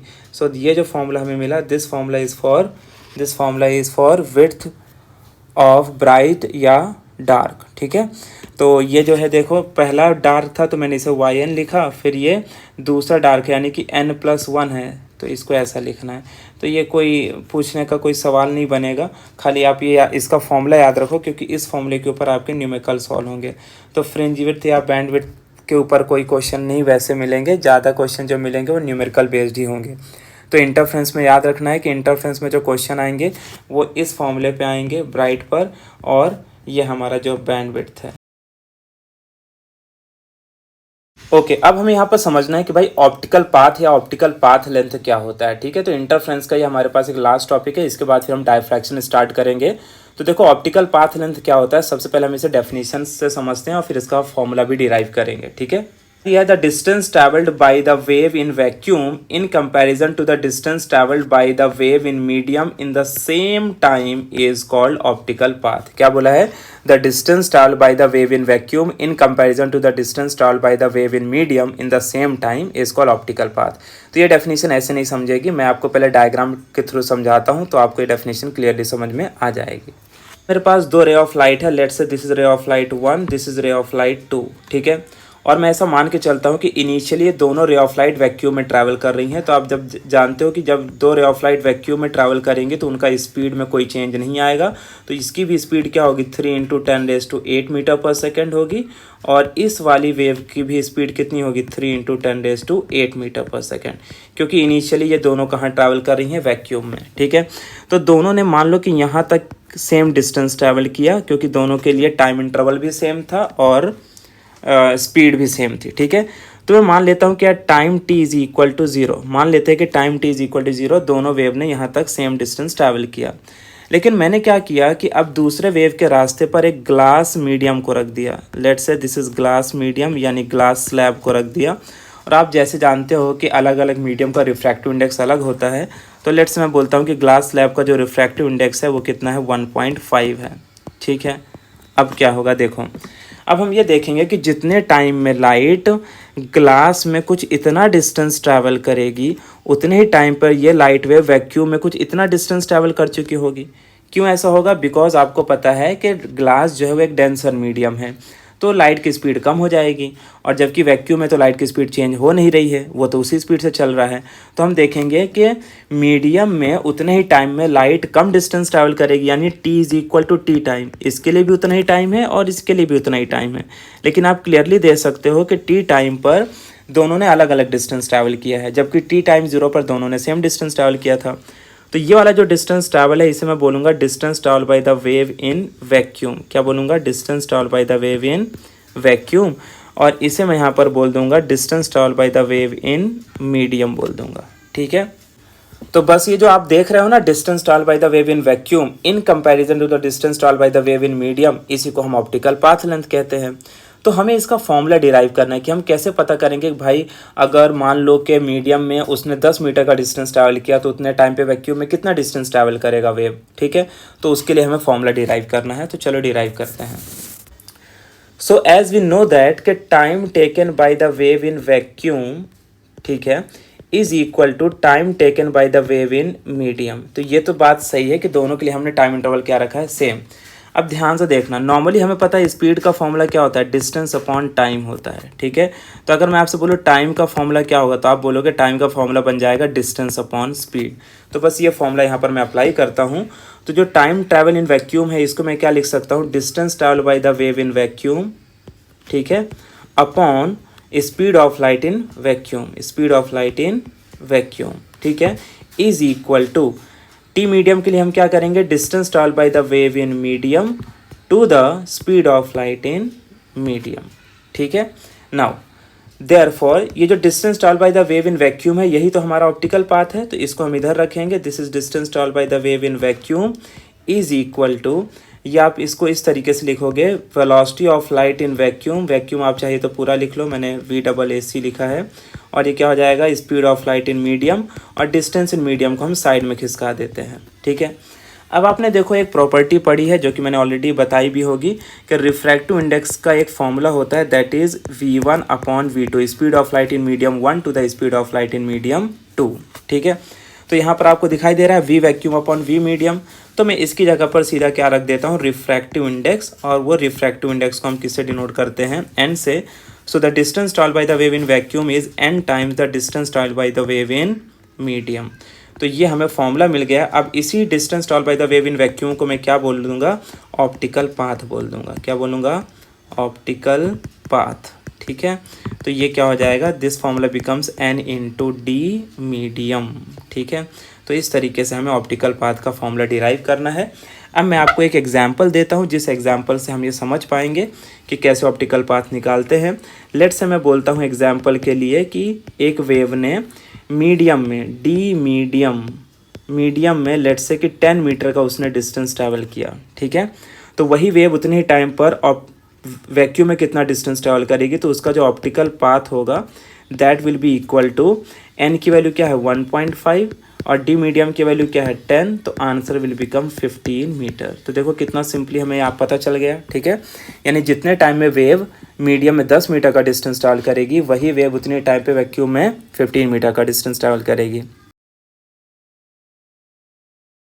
तो नेक्स्ट अब यहाँ पर हमें देखना है derivation that is related to Fraunhofer diffraction due to a single slit. ठीक है, Fraunhofer diffraction due to a single slit. अभी जो आप डायग्राम देख पा रहे हो ये बेसिकली फ्रॉनहोफर डायफ्रैक्शन है due to single slit. Single slit मतलब ये देखो यहाँ पर दिखाई दे रहा है ये स्लिट, तो इसे हम क्या कहते हैं, सिंगल स्लिट कहते हैं। ठीक है, तो सबसे पहले मैं डायग्राम आपको समझाता हूँ कैसे क्या है डायग्राम, और उसके बाद फिर हम इसमें से करने क्या वाले हैं। जैसे हमने इंटरफ्रेंस में देखा था ना कि सबसे पहले हमने पाथ रेफरेंस निकाला था फॉर्मूला, फिर उसके बाद देखा था कि ब्राइट के लिए क्या फॉर्मूला बनेगा, डार्क के लिए क्या फॉर्मूला बनेगा, उसी तरीके से यहाँ पर भी हमें करना है। तो देखो सबसे पहले तो यहाँ पर हमें एक सोर्स ऑफ लाइट लेना है। तो ये पॉइंट हमारा क्या बनेगा, सोर्स ऑफ लाइट, जो यहाँ पर हर एक डायरेक्शन पे लाइट एमिट करेगा। ठीक है, तो एक रे ऑफ लाइट को हमें यहाँ पर इंसिडेंट कराना है, एक रे ऑफ लाइट को यहाँ पर, एक रे ऑफ लाइट को सीधा पास कर देना है, उसके बाद एक रे ऑफ लाइट को यहाँ पर और एक रे ऑफ लाइट को यहाँ पर। अच्छा, मैंने जैसे बोला था अभी कि lenses are required to observe the diffraction pattern. तो let's say this is lens 1, ये क्या है लेंस 1, और इसे मान लेते हैं लेंस 2। ये हमारा क्या बन जाएगा, स्लिट, क्या बन जाएगा, स्लिट, और ये क्या बन जाएगा हमारा स्क्रीन, जहाँ पर हमें पैटर्न देखने को मिलेगा। ठीक है, अब आप देखोगे कि यहाँ पर लाइट इंसिडेंट होने के बाद कुछ इस तरीके से प्लेन बन जाएगी। ठीक है, और यहाँ पर ये भी इंसिडेंट होने के बाद प्लेन बन जाएगी। ठीक है, तो स्लिट क्या करेगा, कुछ रे ऑफ लाइट को रोक लेगा, और ये जो स्लिट बेसिकली जो गैप आपको दिखाई दे रहा है, यहाँ पर जो भी लाइट पहुँचेगी उसमें हम देखेंगे कि बहुत सारे सेकेंडरी सोर्स ऑफ लाइट हमें यहाँ पर मिल जाएंगे। तो जो मैं पॉइंट बना रहा हूँ, this point are basically call the secondary source of light. और हमें पता है सेकेंडरी सोर्स ऑफ लाइट क्या करते हैं, अपनी खुद की लाइट यहाँ पर एमिट करना स्टार्ट करेंगे। ठीक है, तो अब मुझे यहाँ पर 2 पॉइंट सेलेक्ट करना है। एक पॉइंट मेरा ये है जिसे मैं क्या बोल रहा हूँ, P0 बोल रहा हूँ। ठीक है, और एक पॉइंट मेरा ये है जिसे मैं P बोल रहा हूँ। जैसे आपने इंटरफ्रेंस में देखा था ना, सेंटर ब्राइट O लेते थे और एक पॉइंट P सेलेक्ट करते थे। तो आप देखोगे कि यहाँ से ये जो बेसिकली स्लिट है हमारा, लेट से इसे मैं पॉइंट A नाम देता हूँ, ये पॉइंट हमारा B है। ठीक है, और इस पॉइंट को नाम देते हैं यहाँ पर हम, लेट से दिस इज पॉइंट O। ठीक है, तो यहाँ से आप देखोगे कि यहाँ से ये रे ऑफ लाइट ऐसे सीधी गई, यहाँ से रे ऑफ लाइट ऐसे सीधी गई, और यहाँ से रे ऑफ लाइट ऐसे सीधी गई। लेंसेज यहाँ पर क्या करेगा, इन रे ऑफ लाइट को कुछ इस तरीके से कन्वर्ज करके यहाँ पर पहुँचा देगा, और हम देखेंगे कि P0 पॉइंट पे जो सारी लाइट रेज पहुँच रही हैं सब सेम डिस्टेंस ट्रैवल कर रही हैं। और सब सेम डिस्टेंस ट्रैवल करने का मतलब है कि पाथ डिफरेंस क्या होगा, 0 होगा। यानी कि जब 2 वेव्स का फेज़ सेम होगा, पाथ सेम होगा, तो फेज़ डिफरेंस पाथ डिफरेंस 0 होगा। और हमने देखा था कि जब पाथ डिफरेंस और फेज़ डिफरेंस 0 होता है तो वो पॉइंट हमेशा कैसा बनता है, ब्राइट। तो अब यहाँ पर हम ब्राइट डार्क वर्ड ना यूज़ करते हुए हम मैक्सिमा और मिनिमा वर्ड यूज़ करेंगे। तो maxima for bright, minima for dark. और आप यहाँ पर ये देखोगे कि जब हम डेरिवेशन सॉल्व करेंगे तो इंटरफ्रेंस में जो ब्राइट की कंडीशन थी, जो ब्राइट के फॉर्मूले थे, वो हमें यहाँ पर मिनिमा के लिए मिलेंगे, और इंटरफ्रेंस में जो डार्क की कंडीशन थी, डार्क के जो फॉर्मूले थे, वो यहाँ पर हमें मैक्सिमा के लिए मिलेंगे। ठीक है, तो बस यही चेंज होगा। उसके बाद आप देख रहे हो कि मान लो कि मुझे ये पॉइंट पता करना है कि इस P पॉइंट पर मैक्सिमा बनेगा कि मिनिमा बनेगा। तो इसके लिए हमें क्या करना है, इन लाइट रेस को थोड़ा इस एंगल पे इस तरीके से टिल्ट कर देना है। So let's say this angle are basically the theta angle से टिल्ट कर देना है। ठीक है, और इसकी यहाँ पर कुछ कंडीशन होगी, जिस कंडीशन पे हम बता पाएंगे कि ये ब्राइट बनेगा कि डार्क, यानी मैक्सिमा बनेगा कि मिनिमा।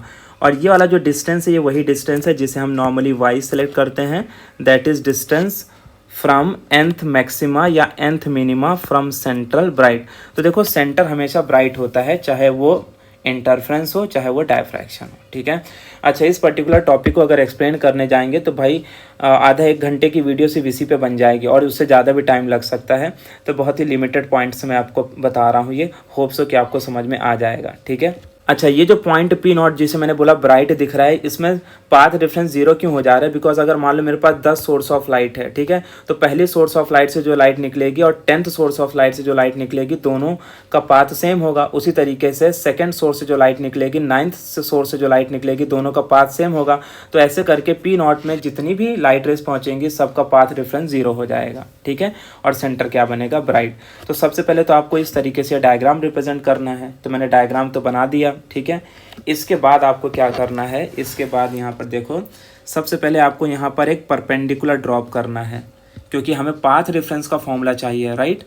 तो यहाँ पर आप कुछ इस तरीके से ऐसे ही ड्रॉप कर सकते हो। ठीक है, और इसे हम यहाँ पर क्या नाम दे सकते हैं, let's say this is point C नाम दे देते हैं। क्या है ये, पॉइंट C।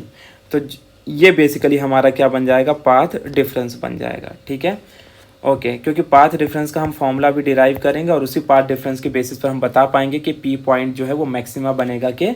तो अब हम डेरिवेशन को स्टार्ट करते हैं, और सबसे पहले हमें यहाँ पर ये बताना है कि ये जो P0 है वो बेसिकली क्या बनेगा, मैक्सिमा बनेगा। तो P0 मैक्सिमा बनने के लिए यहाँ पर हमें सबसे पहले कुछ कंसिडरेशन पॉइंट है वो देखना है। तो यहाँ पर सबसे पहले मैंने लिखा है let secondary wavelets parallel to OP nought comes to focus at P nought. जैसे आप देख पा रहे हो कि ये हमारे सारे के सारे क्या हैं, सेकेंडरी सोर्स हैं, ठीक है। और ये जो सेकेंडरी सोर्स है क्या एमिट कर रहे हैं, सेकेंडरी वेव्स को एमिट कर रहे हैं, कुछ इस तरीके से सेकेंडरी वेव्स को एमिट कर रहे हैं। और ये कहाँ पर मीट कर रहे हैं, they are meeting at point P nought, ठीक है। So secondary wavelets parallel to OP naught comes to focus at P naught and we get central maxima for the line OP naught। तो जो OP naught line है यहाँ पर हमें P naught point पर क्या मिल रहा है, सेंट्रल मैक्सिमा मिल रहा है, यानी मैक्सिमा मिल रहा है। तो मैक्सिमम मिलने की कंडीशन मैंने ऑलरेडी बताई है, क्योंकि यहाँ पर जितनी भी रेस पहुँच रही हैं तो अगर हम सबको पेयर में रखें तो हम देखेंगे कि जितने भी पेयर फॉर्म हो रहे हैं सबका जो net path difference and phase difference होगा उसकी वैल्यू 0 होगी। तो सेंटर हमेशा क्या बनेगा, ब्राइट बनेगा। ये मैं पहले भी बता चुका हूँ, चाहे इंटरफ्रेंस हो चाहे डायफ्रैक्शन हो, सेंटर इज ऑलवेज ब्राइट, यानी मैक्सिमा फॉर्म होगा। हमें ये जानना है while the point P will be maxima और minima depends upon the path difference. लेकिन P पॉइंट जो है वो मैक्सिमा बनेगा कि मिनिमा बनेगा, वो किस पर डिपेंड करता है, पाथ डिफरेंस। तो इस पाथ डिफरेंस को हमें सबसे पहले कैलकुलेट करके बताना पड़ेगा कि जो पॉइंट P है वो किस कंडीशन पे मैक्सिमा फॉर्म होगा और पॉइंट P किस कंडीशन पे मिनिमा फॉर्म होगा। तो हमने यहाँ पर क्या किया है, ये जो number of ray of light है, ठीक है, इनको हमने बाई थीटा एंगल से टिल्ट कर दिया है, कुछ इस तरीके से आप देख पा रहे हो डायग्राम में। Done, okay. अब यहाँ पर देखो, इसके लिए हमें सबसे पहले क्या निकालना है, पाथ डिफरेंस निकालना है, जैसे हमने इंटरफ्रेंस में निकाला था। और फिर हमें condition for maxima minima apply करके ये ढूंढना है कि सेंटर ब्राइट पी नॉट से पी पॉइंट पर जो nth मिनिमा बनेगा या मैक्सिमा बनेगा उसे हम कैसे कैलकुलेट कर सकते हैं। तो देखो, सबसे पहले हमें यहाँ पर क्या करना है, therefore from triangle A B C, ठीक है, ये दिख रहा है ट्रायंगल ए बी सी। सबसे पहले हमें इस ट्रायंगल ए बी सी का यूटिलाइजेशन करना है, ठीक है। तो triangle A B C, let say ये हमारा एंगल क्या है, यहाँ पर थीटा एंगल है। तो इस ट्रायंगल ए बी सी में हमें सबसे पहले साइन थीटा निकालना है। क्या निकालना है, साइन थीटा। तो देयरफॉर मैं बोलूँगा इन ट्रायंगल ए बी सी जो मेरा साइन थीटा होगा, इसको मैं क्या बोल सकता हूँ, sine theta is opposite upon hypotenuse, that is nothing but B C upon क्या होगा, A B, B C upon A B, ठीक है। अच्छा, ए बी जो है यहाँ पर स्लिट डिस्टेंस है। बुक ने स्लिट डिस्टेंस को डायफ्रैक्शन के लिए स्मॉल ए से रिप्रेजेंट किया है, लेकिन आप डी से ही रिप्रेजेंट करो, चाहे वो इंटरफ्रेंस हो चाहे डायफ्रैक्शन, तो आपके लिए आसानी होगी कि स्लिट डिस्टेंस हमेशा स्मॉल डी से रिप्रेजेंट किया जाएगा, चाहे इंटरफ्रेंस हो चाहे डायफ्रैक्शन, तो आपके लिए कन्फ्यूजन नहीं होगा, ठीक है। तो देयरफॉर अब यहाँ पर आगे क्या करूँगा, देयरफॉर अगर आप ध्यान से देखोगे तो जो बी सी है हमारा वो क्या है, पाथ डिफरेंस है। तो देयरफॉर यहाँ से मुझे बताओ बी सी की वैल्यू क्या होगी, तो आप बोलोगे B C is equal to, it is A B sine theta. कितना मिला, A B sine theta. Now B C को मैं क्या बोल रहा हूँ, पाथ डिफरेंस। तो therefore I can say that path difference is equal to, A B हमारा क्या है, डी, और ये क्या बन जाएगा, डी साइन थीटा। तो इस तरीके से हमें पाथ डिफरेंस का फॉर्मूला मिल गया, ठीक है। अब सिंस हमें यहाँ पर पाथ डिफरेंस मिल चुका है तो अब हम कंडीशन अप्लाई करेंगे point P for minima and point P for maxima. So therefore for point P to be minima, ठीक है। यहाँ पर याद रखना है कि मिनिमा, वैसे मैं बता देता हूँ एक बार क्योंकि कन्फ्यूज़न ना हो, कंस्ट्रक्टिव इंटरफ्रेंस, मैक्सिमा और उसके बाद ब्राइट फ्रिंज, ये सारी एक ही चीज़ें हैं, ठीक है। उसी तरीके से डिस्ट्रक्टिव इंटरफ्रेंस, मिनिमा, मिनिमम, उसके बाद डार्क फ्रिंज, ये एक ही बात है। So for point to be minima condition ये है कि जो इसका पाथ डिफरेंस होगा that will be equal to N lambda. जैसे कि मैंने पहले भी बोला है कि यहाँ पर मिनिमा की जो कंडीशन है वो इंटरफ्रेंस की ब्राइट की कंडीशन होगी, और ब्राइट में आपने देखा था इंटरफ्रेंस में कि कब ब्राइट बैंड बनेगा, जब पाथ डिफरेंस की वैल्यू एन लैम्डा होगी। अब यहाँ पे देखो पाथ डिफरेंस ऑलरेडी मैंने निकाला है, जिसकी वैल्यू मुझे पता है क्या है, डी साइन थीटा। तो यहाँ पे लिख देते हैं D sine theta is equal to N lambda. अब यहाँ पर एक कंडीशन आ जाती है कि मान लो if theta is very small, if theta is very small, ठीक है, अगर एंगल बहुत स्मॉल है, जबकि थीटा एंगल वेरी स्मॉल का यहाँ पर मतलब होता है लेस देन 10 डिग्री, ठीक है। If theta is very small then यहाँ पर हम क्या लिख सकते हैं, then you can write that sine theta is equal to theta, ठीक है। सो देयरफॉर यहाँ से मुझे बताओ थीटा का फॉर्मूला क्या मिल जाएगा, theta will be equal to, यानी डी थीटा लिखूंगा मैं, D theta will be equal to N lambda. तो यहाँ से मुझे जो थीटा का फॉर्मूला मिलेगा वो क्या मिलेगा, this will be N lambda upon small D.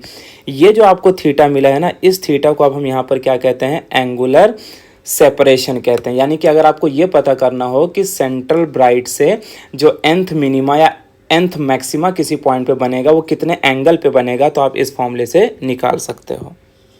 तो यहाँ पर आपको ये मेंशन कर लेना है कि this is the equation for angular separation for nth minima और nth मैक्सिमा। ठीक है, तो जो मैंने बोला है आप यहाँ पर लिख लेना।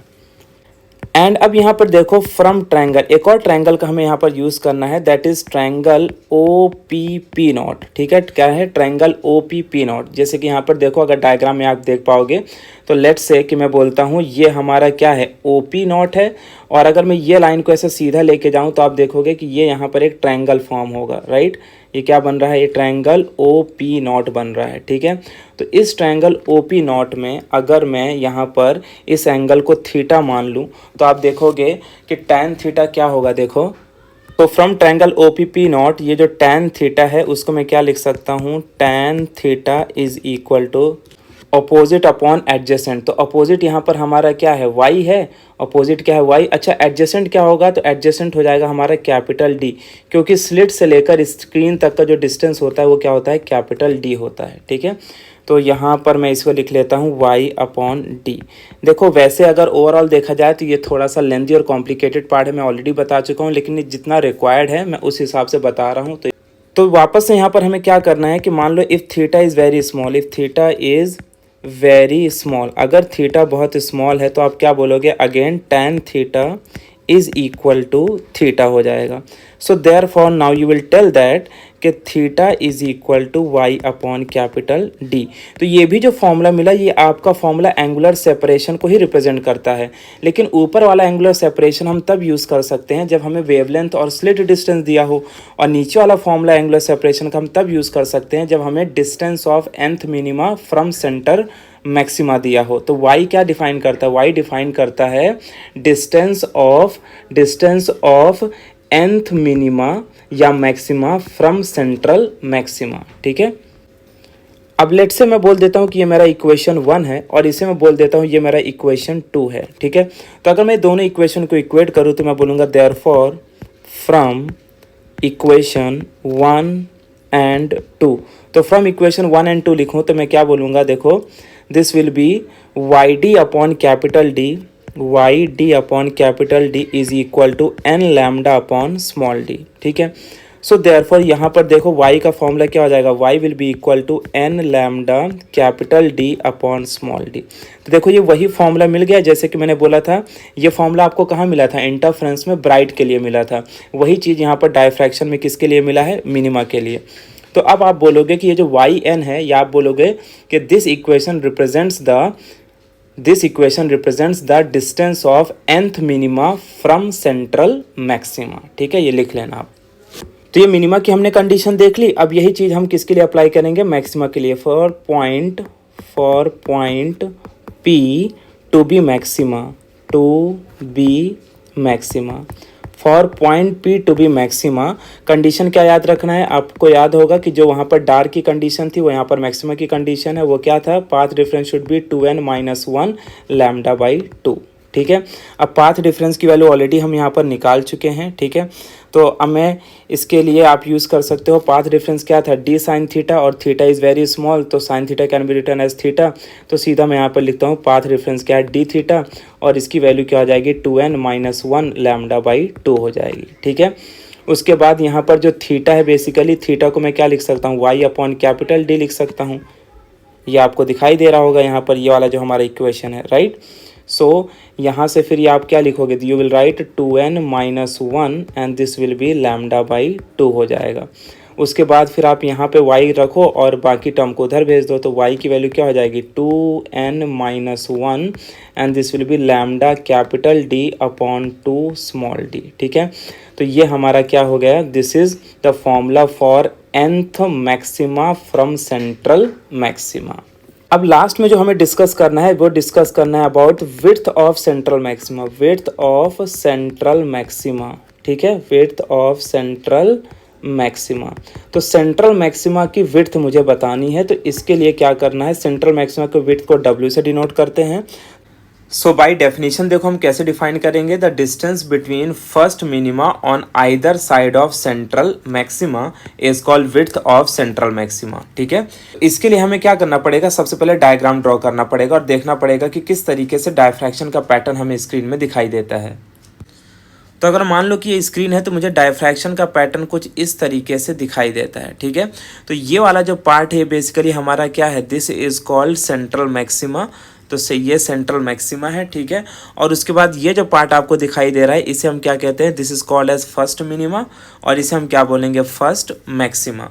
यानी कि जो आप देखते हो कि यहाँ पर स्क्रीन में जो हमें इसका पैटर्न देखने को मिलेगा, तो आप देखोगे कि जो सेंटर होगा वो बहुत ही ज़्यादा ब्राइट होता है। ठीक है, यानी इसकी जो इंटेंसिटी हम ये देखते हैं कि मोर देन 90% जो इंटेंसिटी है वो सिर्फ सेंटर ब्राइट की होती है, और इसके आजू बाजू में जो मैक्सिमा मिनिमा फॉर्म होते हैं उनकी इंटेंसिटी काफ़ी लो होती है। तो अब देखो यहाँ पर ये हमें क्या मिला, यहाँ पर हमें मिला सेंटर ब्राइट। ठीक है, ये हमारा क्या है, सेंटर ब्राइट है, और उसके बाद ये हमारा पॉइंट क्या बनेगा, फर्स्ट मिनिमा। तो इधर भी साइड फर्स्ट मिनिमा होगा, क्योंकि आप ये जानते हो कि जो पैटर्न हमारा सेंट्रल मैक्सिमा के ऊपर फॉलो होगा वही पैटर्न हमारा सेंट्रल मैक्सिमा के नीचे भी फॉलो होगा। तो यहाँ पर हम लिख सकते हैं दिस इज फर्स्ट मिनिमा। ठीक है, और इसी तरीके से यहाँ पर भी हम क्या लिखेंगे, फर्स्ट मिनिमा, एंड देन यहाँ पर आप लिख सकते हो फर्स्ट मैक्सिमा, और इसी तरह से यहाँ पर भी आप लिख सकते हो फर्स्ट मैक्सिमा। ठीक है, तो यहाँ पर जो विड्थ ऑफ सेंटर ब्राइट है वो बेसिकली क्या है, दो मिनिमा के बीच का डिस्टेंस। तो दो मिनिमा के बीच का डिस्टेंस अगर मैं देखूँ तो यहाँ से यहाँ तक का डिस्टेंस क्या होगा, y। ठीक है, और अगेन यहाँ से यहाँ तक का डिस्टेंस क्या होगा, y होगा। तो इस तरीके से विड्थ ऑफ सेंट्रल मैक्सिमा अगर मैं देखूँ तो जो मुझे w की वैल्यू मिलेगी वो कितनी हो जाएगी, 2y हो जाएगी। So therefore width of central maxima w is equal to क्या हुआ, 2y। Now as I know that कि जो y की वैल्यू होती है वो क्या है, y की वैल्यू है lambda d by small d। तो बस यहाँ पर आप रख दो तो विड्थ का फॉर्मूला मिल जाएगा, and it will B 2 lambda capital D upon small d। ठीक है, तो इस तरीके से हमें इस पर्टिकुलर फॉर्मूले को यहाँ पर डिराइव करना है, डिराइव नहीं करना है बेसिकली यहाँ पर समझना है। तो ये विड्थ ऑफ सेंट्रल मैक्सिमा का फॉर्मूला मिल गया। अगर यही चीज़ आप इंटरफ्रेंस में देखे होगे तो वहाँ पर हमने दो ब्राइट और दो डार्क के बीच का डिस्टेंस निकाला था जिसे हम विड्थ कहते हैं, और वहाँ पर आंसर मिला था lambda d by small d। तो काफ़ी सिमिलैरिटीज़ हैं फॉर्मूलेस में।